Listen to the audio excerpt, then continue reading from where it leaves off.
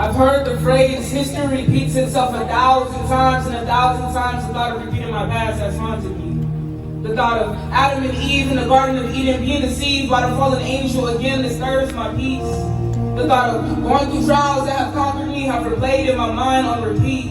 Just like a disturbing sequel that tag teams with depression and anxiety, invading every thought and keeping me awake by invading my dreams. But now, I realize that's not what the phrase means. History repeats itself is a phrase that contradicts what most believe, but if I gain a penny for each time the phrase was said, my pockets would fall past my feet. Historically, there was a king of kings born in a manger in Bethlehem, sent by God himself to be a remedy to the abomination of human beings.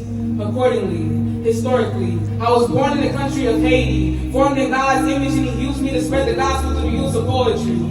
But if I was born once, wouldn't I be born again based on the phrase that was mentioned above? See, history does repeat itself, because I've been born again by the grace and mercy of God by falling at his feet and asking him to set me free. There's a point when that became the two-faced me. Not two-faced, it's just in between, juggling with what we call the world in my eternity. I was focused on God, but wanted to be like the world so bad that I lost that. Feelings of being lukewarm, that my temperature changed in every room I walked in. But God said, I'm going to need you to refocus again.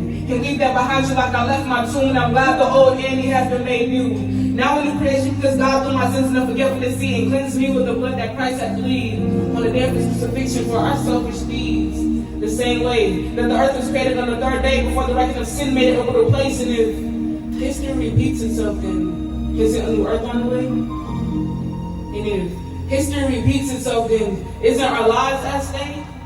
And if history repeats itself, then isn't the coming of Christ soon to take place? In that same way, Christ came for the people of faith, came to tell us that there's better days, came to tell us that we are sons and daughters of a king and we can fight demons just by getting on our knees to pray. Came to tell us that the faith of a mustard seed can move mountains out of our way. Came to tell us that prioritizing him and making him our foundational value is everything in place. So if history repeats itself, then the real question is, are you prepared for when Christ comes again? Are you prepared for when his kingdom comes down to reign over all men? Are you prepared to stand in front of his throne, waiting to hear him say, let him in?